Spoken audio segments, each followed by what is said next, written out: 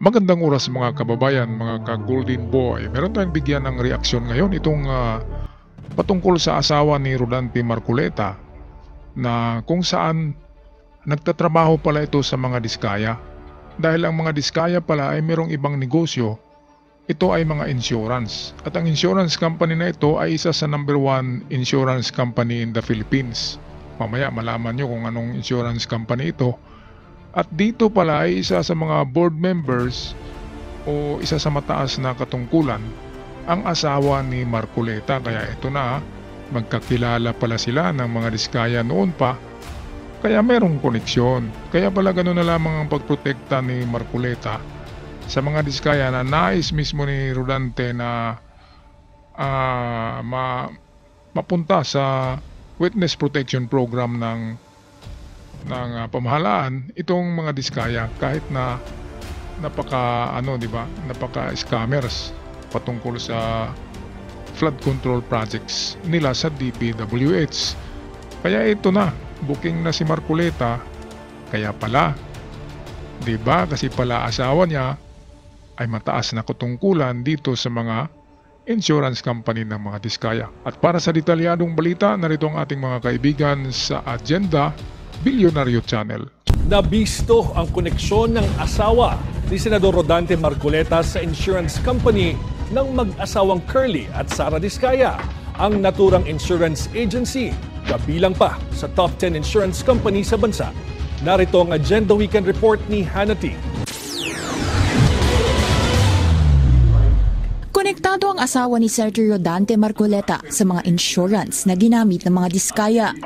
Batay sa notarized acknowledgement na nakalap ng Bilyonaryo News Channel, personal na humarap noong 2022 ang kontratistang si Sara Diskaya at ang regional manager ng Stronghold Insurance para sa isang bond obligation ng kumpanya.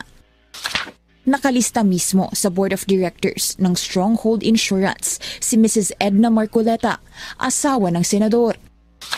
Sa 2025 committee composition ng kumpanya, chairman siya ng audit committee at miyembro ng corporate governance at related party transactions. Kabilang din si Edna Marcoleta sa 2023 Board of Directors ng Milestone Guarantee and Assurance Corporation.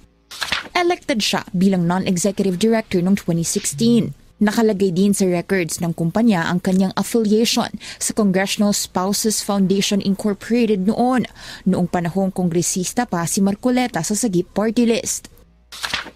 Ang Milestone Guarantee and Assurance Corporation ang naglabas ng retention money bond noong 2024 na nagkakahalaga ng 19.29 million para sa Elite General Contractor, kumpanya ng mga diskaya. Ang bond ay kaugnay ng flood mitigation maintenance at construction ng road dike sa mag-asawang Tubig River, Sitio Dique sa Nauhan Oriental, Mindoro na may kabuang halaga ng 192.9 million. Ayan, so ito palang mga kumpanya na ito ay pag-aari pala lahat ng mga diskaya. At halos sa iba't ibang insurance company ng itong mga diskaya ay naroon yung pangalan ng asawa ni Marcoleta na Edna Marcoleta. Kaya wala nang di ba?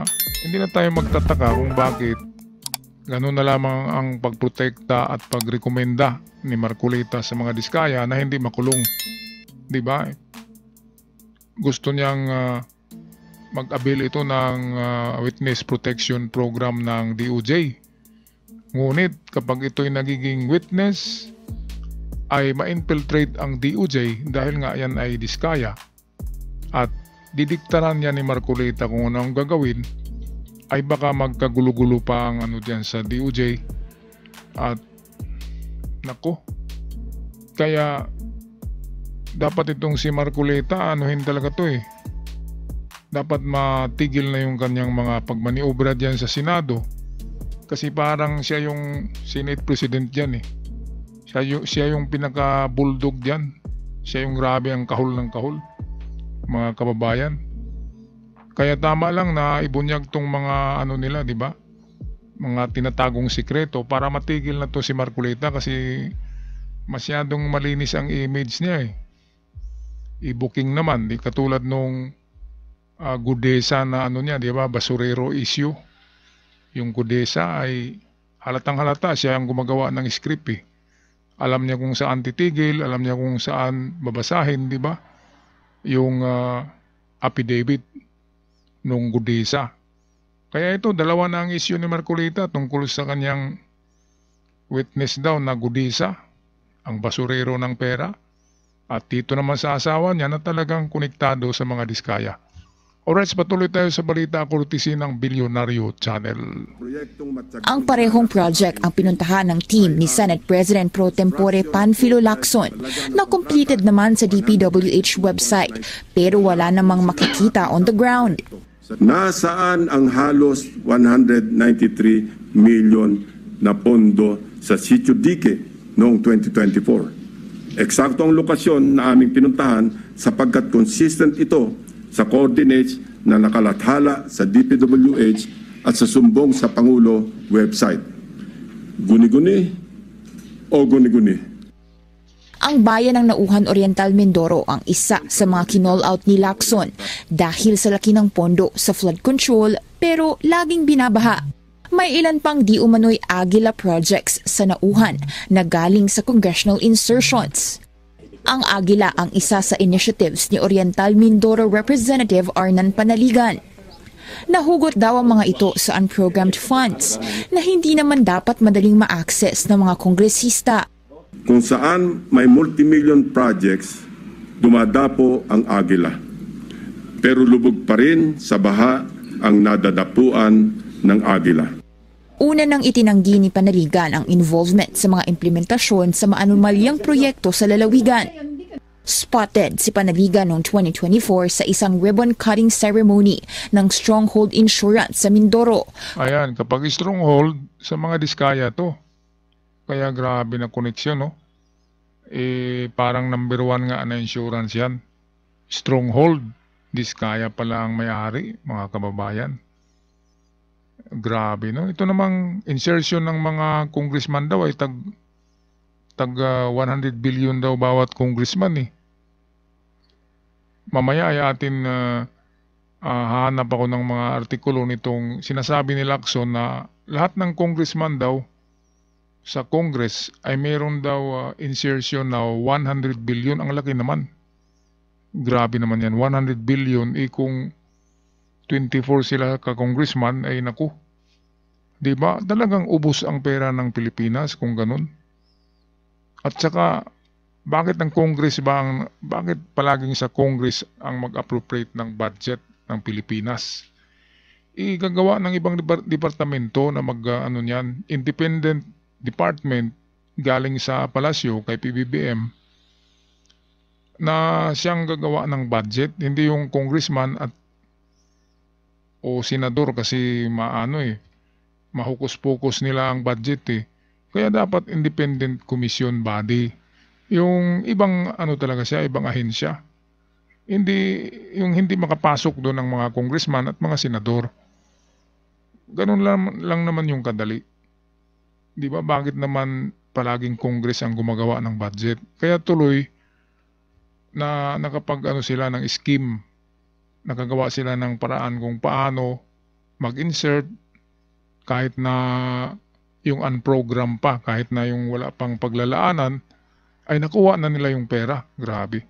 Grabe yung pagnanakaw, buhaya, mga kababayan.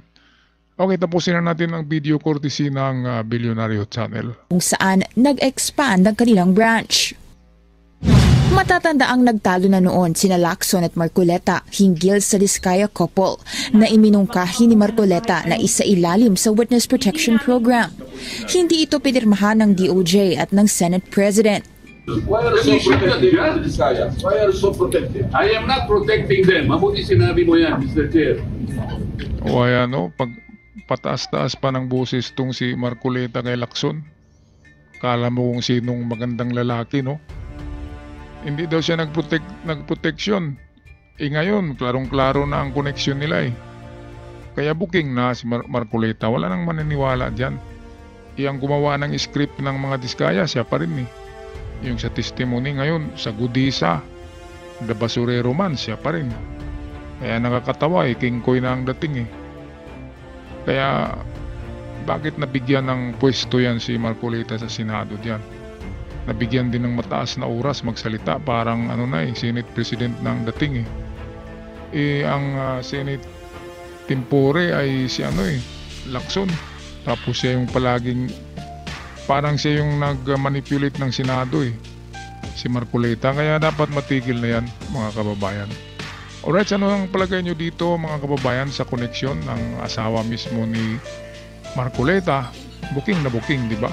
Paki-comment na lang sa ating comment section down below, at sa mga bago pa lamang nakabisita sa ating channel, huwag kalimutan mag-subscribe dahil yan ay malaking tulong sa aming mga content creator. Hanggang sa muli, paalam at ingat ang lahat.